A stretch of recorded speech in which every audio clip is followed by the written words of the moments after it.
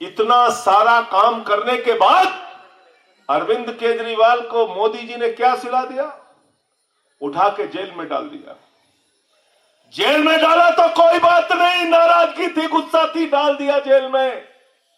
जो आदमी पूरे दिल्ली के लोगों के लिए दवा का इंतजाम करता है, उसको 15 दिन तक इंसुलिन नहीं दी गई। केजरीवाल जी के जीवन से खिलवाड़ किया गया।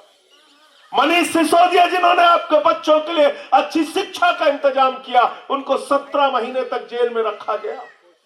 सत्येंद्र जैन जिन्होंने मोहल्ला क्लिनिक का मॉडल दिया दिल्ली के अंदर, उनको 23 महीने तक जेल में रखा गया। 36 किलो उस आदमी का वजन कम हो गया।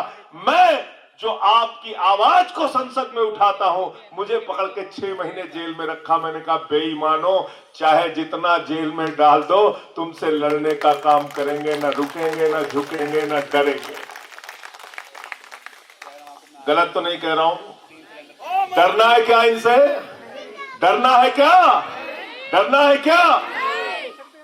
अभी हमारे यूपी बिहार के लोगों को गालियां दे रहे थे संसद के अंदर, और यही आरके पुरम का मामला था। आरके पुरम का, धीरज याद है आपको? मैंने नाम पढ़ा, आरके पुरम में 3800 वोट कटवाने के लिए एप्लीकेशन दी बीजेपी के कार्यकर्ताओं ने। मैंने देश की संसद में कहा, भाई 11,000 वोट शाहदरा में कटवा रहे हो, 6,800 वोट नई दिल्ली में कटवा रहे हो, 3800 वोट आरके पुरम में कटवा रहे हो। अरे ये हमारे यूपी बिहार पूर्वांचल के लोगों का वोट क्यों कटवा रहे हो? तो जेपी नड्डा साहब खड़े हुए कहते हैं तो रोहिंग्या है, बांग्लादेशी है, घुसपैठियां हैं। मैंने कहा तुम्हारी हिम्मत कैसे हुई हमारे यूपी बिहार पूर्वांचल के लोगों को रोहिंग्या कहने की? आपकी हिम्मत कैसे हुई हमारे लोगों को घुसपैठिया कहने की? हम अपने ही देश में बांग्लादेशी हो गए।